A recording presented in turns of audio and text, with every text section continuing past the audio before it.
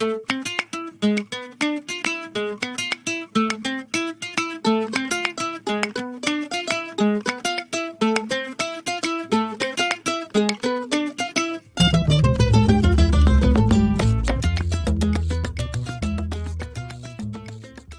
mon pompon.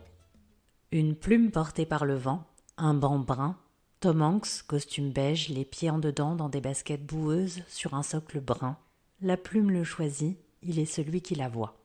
Valise brune, livre d'images moutarde, plume enchâssée dans le reliquaire des pages, au milieu d'un dessin de ciel bleu, rendu à sa place. Une infirmière noire en uniforme blanc qui attend son bus et aucun regard avant la boîte de chocolat. Voilà l'entrée iconique que nous offre Zemeckis pour introduire Forrest Gump. Franchement, cite-moi plus mythique comme première scène. Eh ben, moi j'aurais bien dit Trainspotting, course in medias res, Iggy Pop, grand discours sur la vie en capitalisme, patin couffin. Oh, moi je sais, le vaisseau qui entre dans le champ par l'arrière est vu du dessous dans Star Wars. Mais vous vous êtes donné le mot aujourd'hui. Alors oui, catchy, très bon exemple, on entre en effet de plein fouet dans l'esprit du film dans Trainspotting. Quant à toi, Pompon, bien sûr, un plan qu'on n'avait jamais vu avant et qui coupait le souffle dans Star Wars, vous avez raison.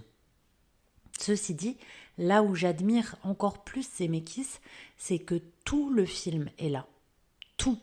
L'atypie de Forrest, son ouverture aux autres, son regard de plume qui passe sur les événements du monde, et même l'arrière-plan de l'histoire américaine, ne serait-ce que parce que cette première scène, c'est un tableau de Norman Rockwell.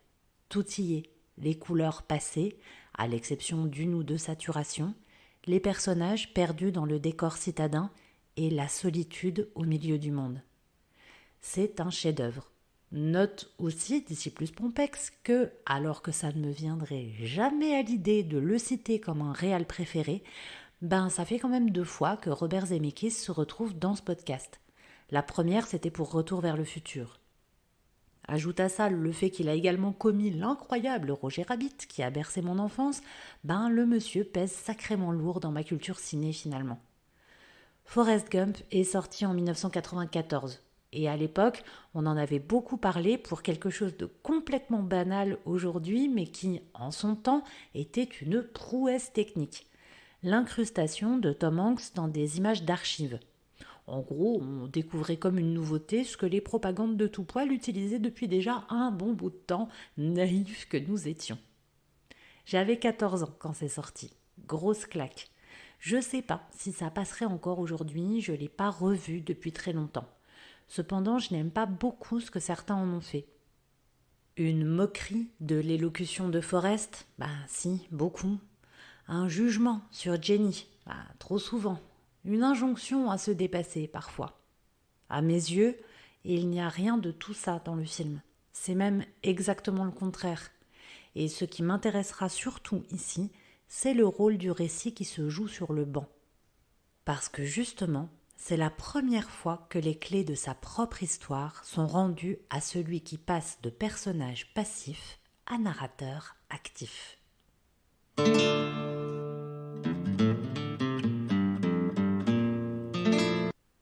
Personnage passif et narrateur actif, ça sonne un peu paradoxal comme ça.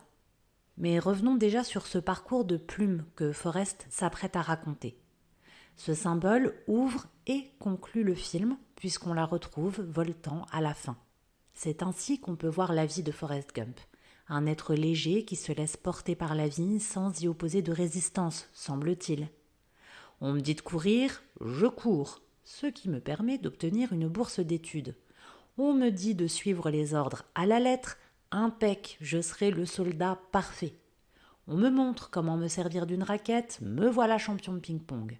Booba voulait pêcher la crevette, go pour devenir marin, et me voici millionnaire grâce à une tempête qui n'a épargné que mon bateau. Je me rends compte que je tombe vachement bien les pelouses, ça me plaît, hop, je le fais, etc. Alors oui, bien sûr, les concours de circonstances, les rencontres et même la multitude des talents de Forrest sont absolument invraisemblables. Évidemment que Gump semble totalement passif alors que l'univers entier complote pour sa réussite. C'est presque agaçant. Et pourtant, que de mérite en réalité, que de curiosité absolument dénuée de jugement pour ce qu'on ne connaît pas, et que de résistance face aux adversités. Il serait de très mauvaise foi de ne retenir que la chance de Forrest. Il n'a pas eu de père. Sa mère a dû faire des sacrifices horribles pour lui assurer un avenir, et l'enfant qu'il était a très bien compris la souffrance qu'il a entendue de l'autre côté de la porte. Il a été handicapé moteur, avec des sortes de prothèses de jambes, avant d'être un incroyable coureur. Cette situation de handicap, ainsi que son atypie mentale, en ont fait la cible idéale du harcèlement scolaire. Il a vécu l'enfer de la guerre du Vietnam, y a perdu son seul ami, se fait déboîter pendant des années par son lieutenant qui, lui, ne voulait pas être sauvé, perd sa mère d'un cancer, perd celle qu'il aime tant de fois, mène une vie si solitaire. Le monde bouge autour de Forrest. L'histoire, avec un grand H, avance à travers lui et une bonne étoile semble le veiller. Lui est immobile au milieu de ces vies qui s'agitent. Mais immobile, ce n'est pas passif. Il est tenu par sa gentillesse pure et son amour pour ses proches. Il supporte tout du lieutenant Dan. Il le sauve et son abnégation douce à ses côtés permettront à son ami de trouver comment avoir envie de vivre. Dan le rend riche en plaçant bien leur argent, mais en réalité ce n'est pas lui qui a agi le plus sur leur destin commun. Leur bateau, c'est le Jenny d'ailleurs. Jenny, c'est son mot ressource, pas seulement parce qu'il l'aime, pas seulement parce que c'est la seule de ses camarades à avoir été son amie lorsqu'ils étaient enfants, mais parce qu'elle est comme lui. Petite fille martyrisée, elle passe à côté de sa vie, mais elle, les autres la font sombrer en enfer. Elle aussi est sans cesse dépossédée de ses désirs, de ses élans. Et pourtant, Jenny reste douce, pure, gentille. Jenny reste en vie malgré son envie d'en finir. Jenny se relève, elle attend la fin des flammes, solide. Elle est sa muse, il est son espoir. C'est grâce à elle et à sa mère, l'autre guerrière de sa vie, qu'il est ancré, qu'il tient sa position. Il ne se laisse pas balayer par l'orage, il laisse le vent le porter, c'est différent. Mais cela, il ne sera à même de le comprendre qu'en le disant. C'est pour cela que je te parle de narrateur actif. On dirait qu'il est passé un peu au travers de sa propre existence avant de la poser en mots.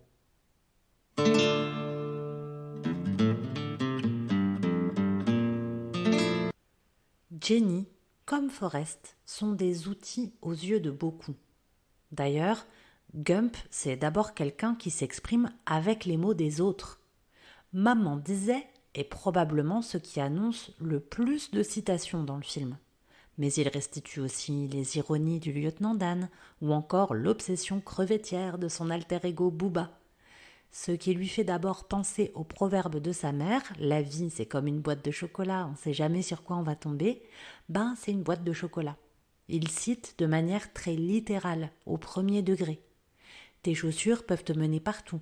Il en parle car l'infirmière a des chaussures de travail d'un blanc immaculé quand les siennes sont couvertes de tout son parcours de coureur. C'est cette entrée par l'observation concrète des chaussures, dans l'instant présent, qui va ouvrir la voie à son récit. L'objet le pousse à se souvenir de toutes ses chaussures, de remonter par elles le fil de son histoire et de pouvoir, enfin, le contempler dans son entièreté, comme un long lacet qu'il n'aurait jamais pris le temps de nouer auparavant. D'ailleurs, personne n'avait fait le lien entre toutes ces vies. Forrest est à la fois éclatant et discret, super-héros et monsieur tout-le-monde. Il a eu des temps de célébrité de ouf, mais on dirait qu'une fois le fait passé, il retourne à l'anonymat, en attendant la prochaine exposition. Personne ne sait qui il est, ne le reconnaît, n'a pris conscience de ses exploits au complet. Bon, en même temps, franchement, vous écoutez Forrest parler de son existence, vous vous dites le gars c'est Sergio le Mito, c'est rocambolesque, invraisemblable, et ça tient même parfois du conte, Courir sans s'arrêter, pas sûr qu'un vrai corps soit OK pour ça du jour au lendemain. Mais justement, les aventures physiques de Forrest sont toujours spectaculaires, si bien que les autres s'en emparent et y apposent leur propre morale, leur propre vérité. Forrest a toujours été privé de sa voix. Lorsqu'il parcourt l'Amérique en courant, plein de gens se mettent à le suivre, en y voyant qui a un acte politique pacifiste, qui a un appel au dépassement de soi, qui une voix de sagesse comme si la course était un mantra. Les médias relaient et comblent le silence de Forrest par le bruit des actualités. La scène la plus parlante est sans doute celle du discours qu'il doit prononcer en tant que héros de guerre. L'enjeu est énorme. Que sera Forrest ? Un pro arme à feu gonflé de fierté guerrière et soutenant la poursuite du conflit ? Ou un soldat brisé sympathisant de la cause hippie ?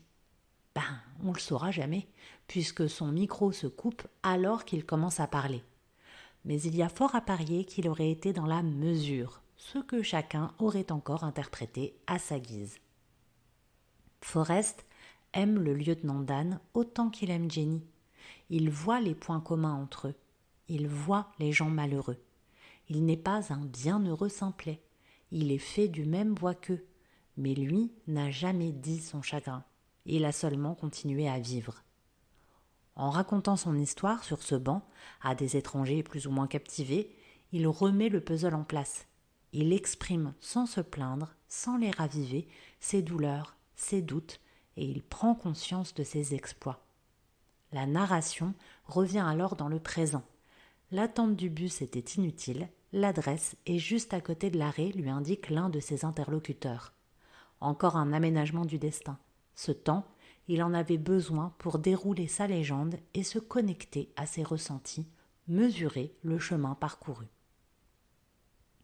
On suit maintenant son histoire hors récit, en même temps que lui, en même temps qu'il la vit. Il court chez Jenny, évidemment. A-t-on idée de voir Forrest marcher ? Elle lui présente son fils, et pour la toute première fois du film, Forrest montre à quel point il a conscience de son atypie. Pour la première fois, il laisse aller ses sanglots lorsqu'il demande à Jenny si petit Forrest est comme lui. Ce personnage, qu'on croyait plume inconsciente, vient de poser son fardeau.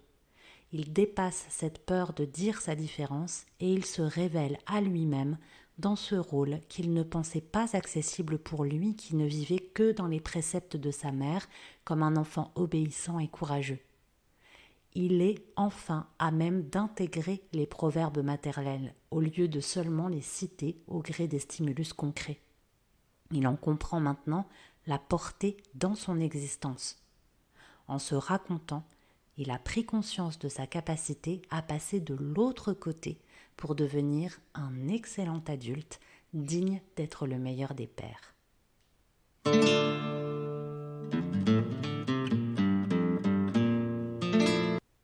Forrest Gump, ce serait vraiment une excellente pub pour l'intégralité de la sophro. Sa manière de respirer, sa manière de se connecter dans le présent, à ses ressentis, cette façon qu'il a de se mettre en mouvement à certains moments. C'est très intéressant et ça pourrait être attaché à tout un tas d'exercices. Néanmoins, celui dont j'ai envie de te parler aujourd'hui, c'est celui que j'ai tenté d'égrener tout au long de mon analyse du jour. C'est la sophroprogrammation future, qu'on appelle la SPF. Cette sophronisation, elle est très particulière parce qu'on ne l'utilise que dans une seule phase, la plus petite, celle qu'on appelle la phase de clôture. Donc comme son nom l'indique, c'est la dernière partie d'un parcours d'accompagnement. Et cette dernière partie ne contient qu'une étape, et dans cette étape, qu'une seule séance. Le but de l'étape, c'est de prendre conscience de sa transformation. Où en est-on à la fin de ce parcours ? Qu'a-t-on réussi à accomplir ? Où en est-on par rapport à l'objectif qu'on s'était fixé en tout début de parcours ?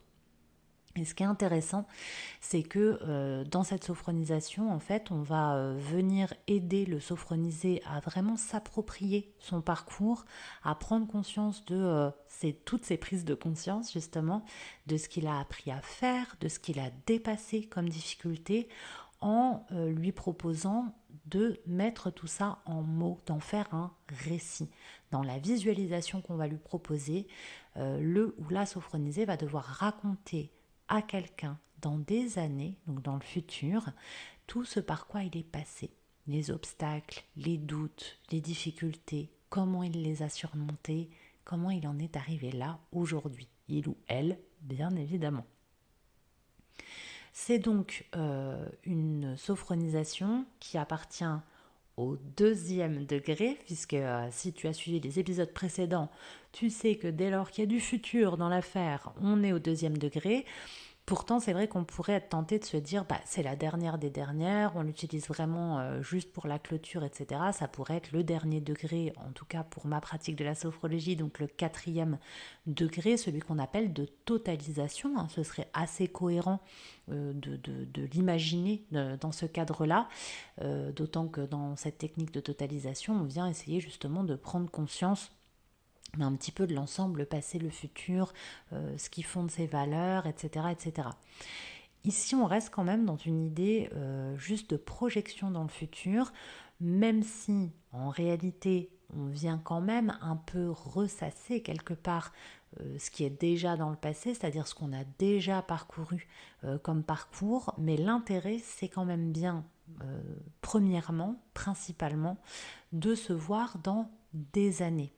L'idée, c'est de comprendre que ce qu'on a appris à faire maintenant, les prises de conscience qu'on a eues maintenant pendant ce parcours, eh bien, elles vont être pérennes. On va savoir en faire quelque chose pour la suite.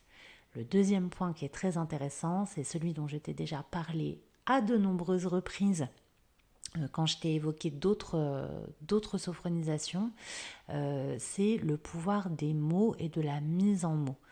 Encore une fois, les êtres humains, nous, on est des êtres de langage et souvent, la chose n'existe que quand elle est nommée. L'histoire n'existe que quand elle est racontée.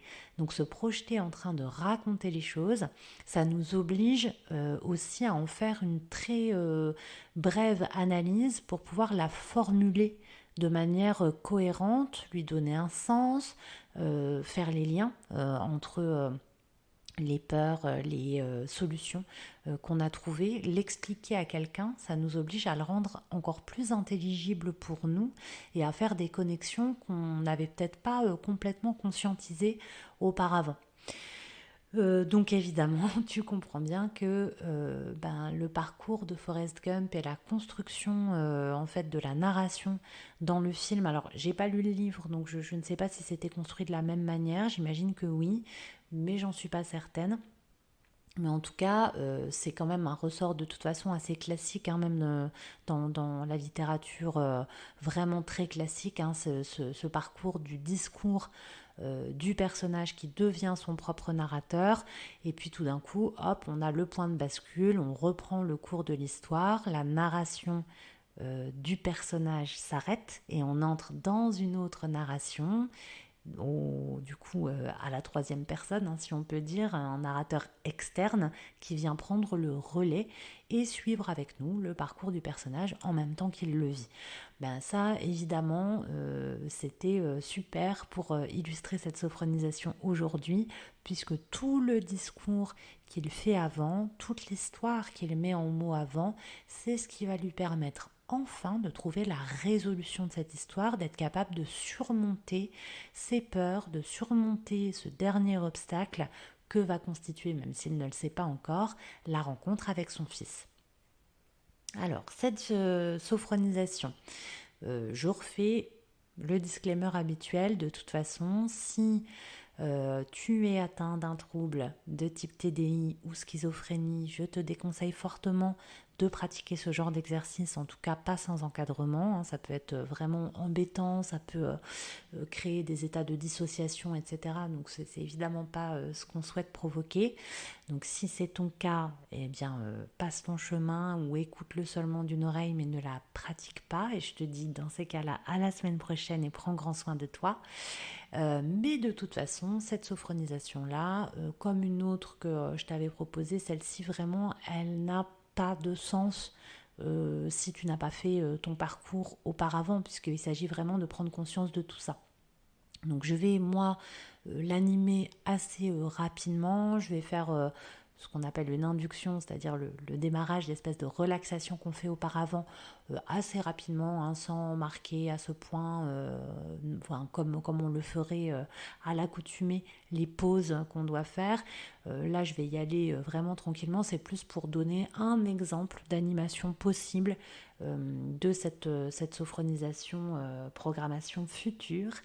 Évidemment, je vais prendre le cadre du banc dans Forrest Gump, de l'infirmière qui se trouve à côté. Je vais proposer d'imaginer qu'on est dans des années et qu'on raconte tout ça à cette infirmière sur le banc. Donc si tu as envie d'écouter, si tu es élève sophrologue ou sophrologue confirmé, mais que tu as envie d'écouter pour voir ce que ça pourrait donner, on va dire, tu es le bienvenu. Si simplement tu es curieux de voir un petit peu à quoi ça ressemble, pareil, sois le bienvenu, mais ne pratique pas cette sophronisation-là, elle n'aurait vraiment aucun sens. Bon, je le rappelle de toute façon, aucun des exercices n'est vraiment merveilleux en dehors d'un parcours, d'une intention vraiment individuelle ou alors d'un travail sur une séance de groupe très spécifique avec un besoin qui aurait été bien ciblé au départ. Parenthèse close. Je me passe donc aujourd'hui de te faire les recommandations d'usage pour ton installation, puisque là tu vas être j'allais dire un écouteur. Un écouteur, ça n'existe pas. Un auditeur actif, hein, tu ne vas pas du tout te laisser aller dans la relaxation. Donc je commence directement dès à présent. On commencerait donc par l'induction. Je te proposerai alors de te concentrer sur ton cuir chevelu, de l'imaginer s'étaler doucement jusqu'aux oreilles.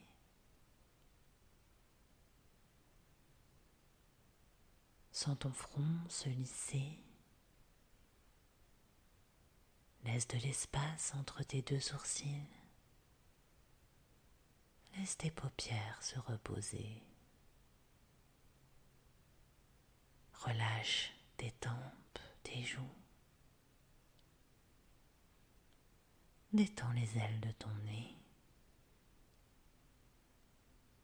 Concentre-toi sur ta respiration. Sens l'air frais entrer à chaque inspiration dans les narines et l'air chaud en sortir à chaque expiration. Laisse cet air détendre tes lèvres. Relâche complètement tes mâchoires. Laisse la langue reposer sur les dents inférieures et sens-toi libre de déglutir normalement à tout moment. Prends conscience que toute ta tête est relâchée. Accueille cette détente dans la nuque. Sens tes épaules s'abaisser doucement. Laisse les muscles de tes bras s'étirer jusqu'au coude. Relâche complètement tes avant-bras jusqu'aux poignets. Laisse tes mains se détendre jusqu'au bout de chacun de tes doigts. Et prends conscience que tes membres supérieurs sont relaxés.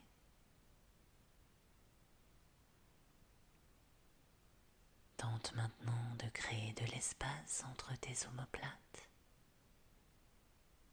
Sens ton dos s'arrondir, s'étirer. Laisse tous tes muscles s'étirer le long de la colonne jusqu'au lombaire. Concentre-toi à nouveau sur ta respiration dans la cage thoracique. Amplifie légèrement le rythme des respirations et des expirations. Laisse ce souffle calme détendre tes côtes. Laisse-le détendre ton torse. Laisse-le dénouer ton ventre. Relâche complètement le bassin, les fessiers. Prends conscience que tout ton buste est détendu.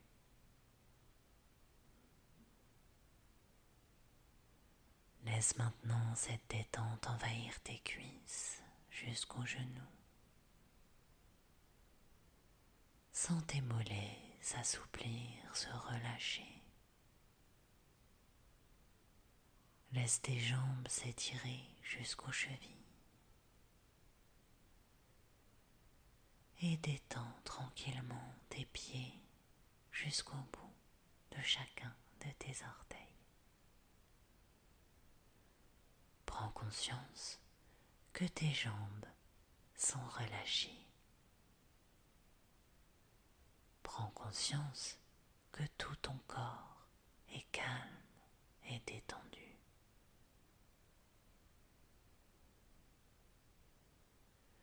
Je te propose maintenant de te projeter dans plusieurs années.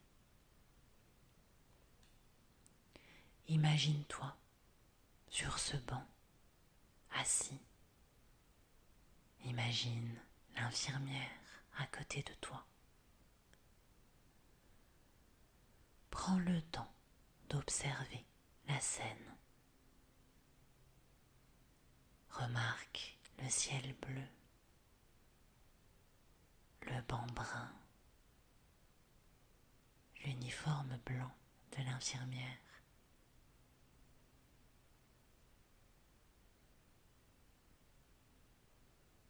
Concentre-toi sur la circulation en arrière-plan, sur le bruit des passants autour du banc. Perçois les odeurs particulières de la ville, l'herbe du parc qui se mélange à l'odeur des pots d'échappement. Perçois le parfum léger et agréable de l'infirmière.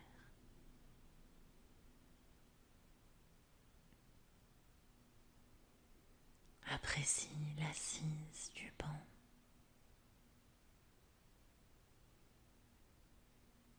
Apprécie la texture lisse de la boîte de chocolat.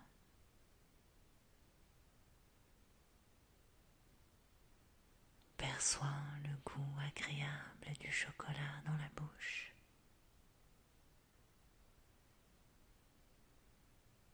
Et apprête-toi maintenant à raconter ce que tu as surmonté.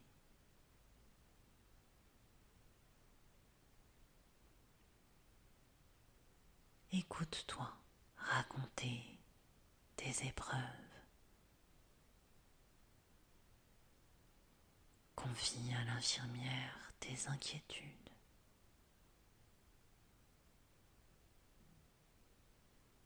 Confie-lui tes peurs. Avoue-lui les doutes qui t'ont traversé.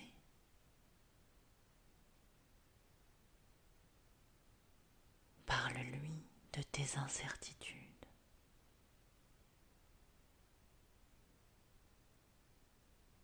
Prends conscience de toutes les appréhensions qui étaient les tiennes.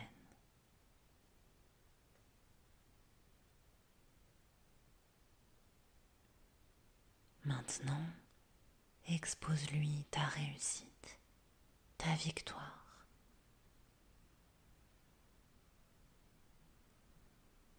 Explique-lui la différence entre tes appréhensions et la réalité.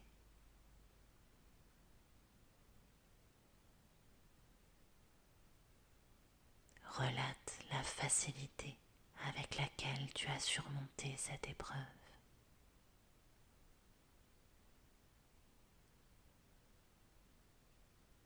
Prends le temps de lui détailler tes ressentis.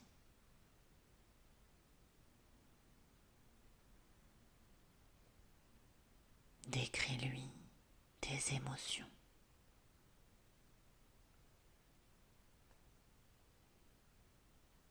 Prends conscience de toutes tes capacités.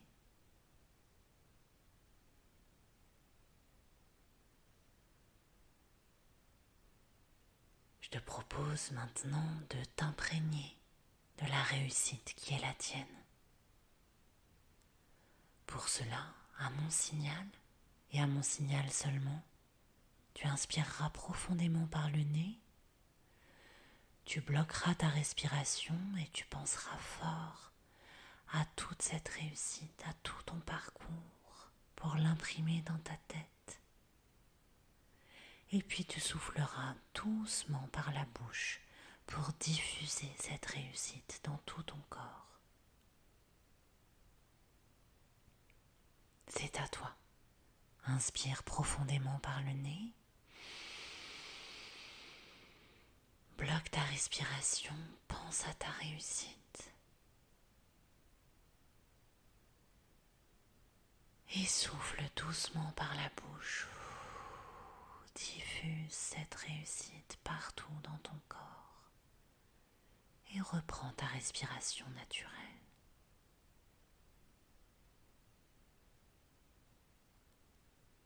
Ancre ces sensations positives profondément en toi. Prends conscience de tout ton potentiel.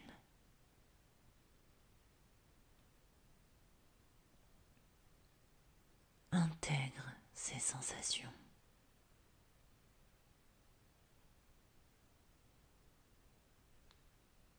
Souviens-toi que ces sensations restent présentes en toi.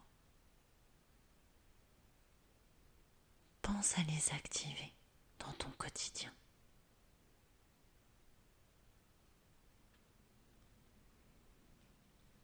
Tu peux maintenant doucement reprendre contact avec les bruits qui t'entourent dans la pièce où tu te trouves.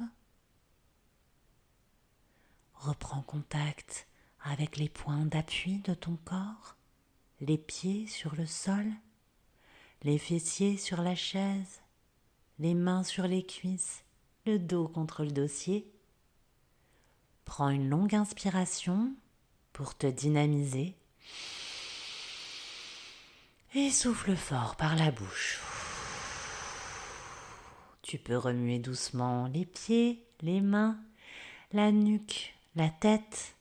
Étire-toi si tu en as envie, bâille si tu en as besoin. Et si tu es prêt, tu peux ouvrir les yeux. L'exercice est terminé. J'espère que cet épisode t'a plu. Et je te dis comme d'habitude à lundi prochain. Et d'ici là, n'oublie pas, respire, baisse tes épaules et relève le menton, mon petit pompon.